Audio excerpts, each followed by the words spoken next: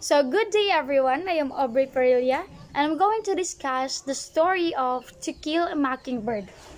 So, the story of To Kill a Mockingbird by Harper Lee was published in 1960, but it happened in the setting of 1930s fictional town of Macomb, Alabama.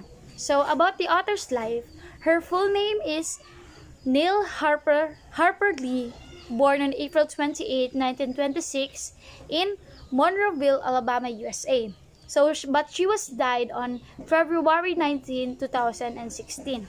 So, Harper Lee grew up in a small Alabama town, much like Scout Finch in her novel.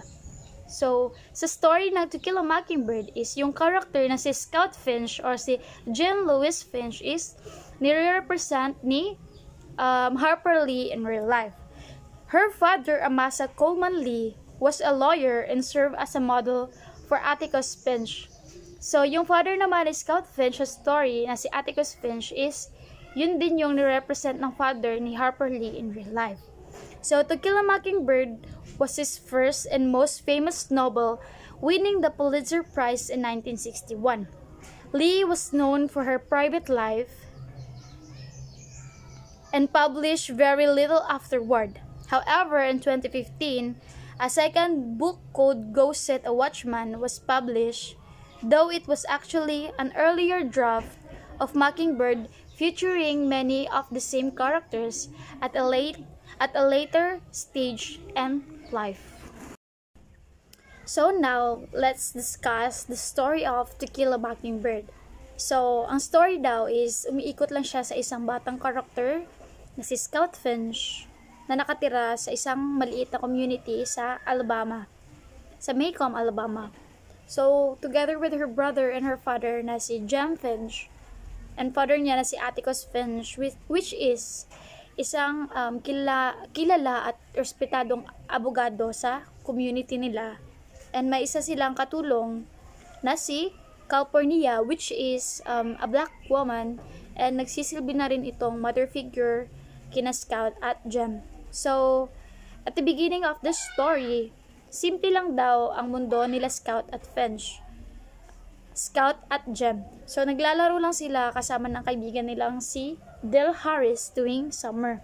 So, curious silang tatlo sa misteryosong kapitbahay nila na si Boo Radley, na isang lalaki na hindi lumalabas ng bahay nila, naka-isolate lang, siguro introvert, or baka ganun, takot lang siya magipag-socialize.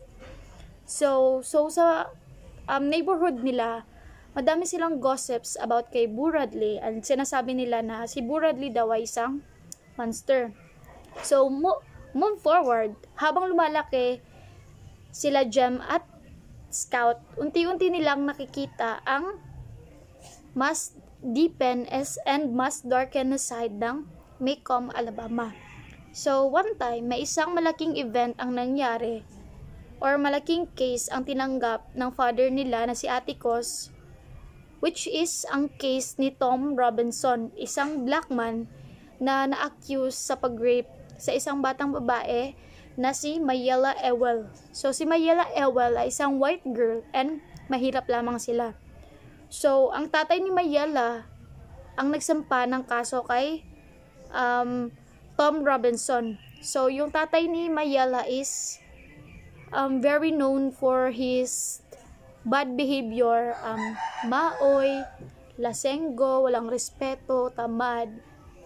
And then, sa panahon ng trial, ipinakita ni Atticus na si Mayella mismo ang kusang lumapit kay Tom Robinson. At dahil doon, siguro may nangyari na dahil doon, nahuli sila ng tatay ni Mayella na si Bob Ewell. And siguro para mapagtakpan yung kahihiyan na ginawa nila is pinagbintangan niya si Tom na ni-rape niya si Mayella.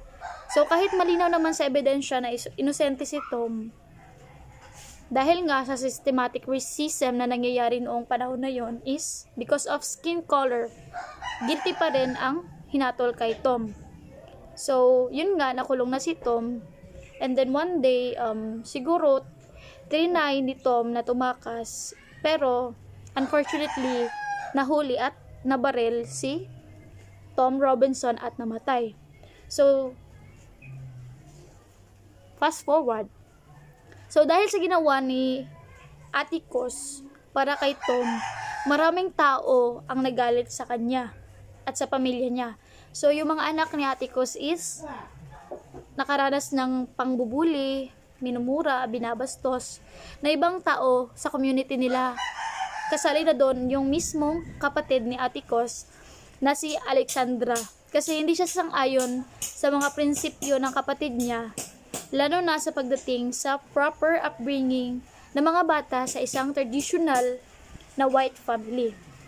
So, sa huli ng kwento, dahil sa siguro grudge ni Bob Ewell sa pagkakaya niya sa trial, diba? Kasi nabulgar doon na walang rape na nangyari. So, nag-seek siya ng revenge towards sa mga anak ni Atticus. So, one day, habang tulog na ang lahat, so inatake ni Bob Ewell ang mga anak ni Atticus. Pero, may isang taong nagligtas sa mga anak ni Atticus na sinasabi ng lahat na isa daw monster. So, niligtas ni Bradley yung mga anak ni Atticus na sinubukang natangkaing patayin ni Bob Ewell. So, si Bradley pala ay isang mabait at inosenteng tao. So, hindi siya yung katulad ng mga sinasabi ng mga tao na isa siyang monster, tulad ng akala nila. So, ang gusto ni Bradley, sa sobrang tahimik at sensitive niya, pinili niyang i-isolate yung sarili niya para makatakas or iwasan ang harsh judgment or cruelty ng society. So, moving forward pa rin. So, sa dulo, na-realize ni Scout ang importanteng aral na itinuro ng kanyang father sa buong kwento. So, na hindi mo pwedeng hindi mo maiintindihan ang isang tao hanggat hindi mo na-experience yung mga na-experience nila. So, doon rin nanggaling ang title ng To Kill a Mockingbird na isang metaphor na ginamit na ibig sabihin ng To Kill a Mockingbird is para sa pagpatay ng isang inosente gaya ni na Tom Robinson at Bradley. Pero si Bradley hindi siya pinatay, is na-judge lang siya. So, sa story ng To Kill a Mockingbird is yung mockingbird is nagsisimbolize siya as innocence and goodness. Because mockingbirds, one of the traits of mockingbirds is they don't harm anyone and they only sings beautiful songs too. So when Atticus Finch tells his children that it's a sin to kill a mockingbird, it means that it's wrong to harm someone who is trying to be good or doing good things. So, and then throughout the novel daw, there are several characters like Tom Robinson's and Bradley are seen as symbolic as mockingbirds. So, si Tom Robinson's and Bradley is nagsisymbolize sila as mockingbirds because they're innocent but still suffer because of other people's judgment, fear, or cruelty. So, doon sa story na yun, may quote doon na, you never really understand a person until you consider things from his point of view, until you climb into his skin and walk around in it. So, that quote means is, to really understand someone, you have to try to see the world that they do, diba? You can just look at them from your point of view, diba? Sabi nga, hindi mo maintindihan kung hindi mo yun na-experience yung mga na-experience nila. It's like putting yourself into their shoes for you to feel their emotions, their experience, and how they're living with. And dahil doon, everyone has different experience that shape how they act and how they think. Now let's discuss the themes. So one of the themes of the story is racism and social injustice. So one of the central theme of the novel is racism and social injustice, 'di ba? Kasi pinapakita doon sa story na 'yun kung gaano ka unfair ang justice system towards black people nung mga panahon na 'yon. Kahit na malinaw naman sa trial ni Tom Robinson na siya ay inosente, is guilty pa rin yung inakusa sa kanya kasi nga because of his skin color. So pinapakita din sa kwento na minsan ang bias ng isang tao ay ang bias ng isang tao ay mas mabigat pa sa ebidensya at katotohanan. Kasi nga hindi lang daw yun simpleng discrimination ang nangyayari doon. Kung paano daw naka-embed, nakatatak na sa ibang tao, kultura, sa pag-iisip at sa pamumuhay ng mga tao. Kasi daw hindi lang ito kwento ni Tom, kung hindi daw representation na rin ito ng mga black people noon, at pati na rin ngayon siguro may nangyayari pa rin sigurong racism. And pinapakita din dito yung invisible system na mahirap labanan ng mga black people nga, kasi once nakakita na sila ng black people is, 'di ba, naka-embed na agad doon sa utak nila na ay masamang tao 'yan, ay magnanakaw 'yan, ay mamamatay tao 'yan, ay rapist 'yan. So 'di ba, nakatatak na agad sa isipan ng mga tao na kung ano yung ugali ng black people, kahit hindi naman talaga nila alam, or 'di ba, ginudge na nila agad yung mga black people dahil lang sa skin color nila, and nagiging bad image na yun para sa kanila. Second is loss of innocence or coming of age. So habang lumalaki sila Scout at Jem, nagbabago ang perspective nila sa mundo. Simula sa kwento, parang black and white lang ang nakikita nila, or nakikita nila na tama at mali, pero habang dumadaan and dumadami yung mga experience nila, tulad nung trial ni Tom Robinson at pagkakilala kay Bradley, natutunan nila ang mundo na puno ng gray areas. Hindi lahat ng tao ay mabuti, hindi lahat naman ng adults ay patas. So sa loss of innocence naman ay hindi biglaan, unti-unti ito nangyayari habang haharap sila sa mga realities ng injustice, hate at suffering. Hindi ito tungkol sa pagiging masama ng mundo lang, ang tungkol sa pagdaan sa maturity. Isang painful pero necessary na process para maintindihan ang tunay na buhay. So number 3, empathy or pag-unawa sa iba. So paulit-ulit naman na nire-remind ni Ate Cross kina Jem at Scout ang importance ng sympathy towards other people, and ang ability na ilagay ang sarili nila sa sitwasyon ng ibang tao, or trying to put themselves into people's shoes and walk around in it.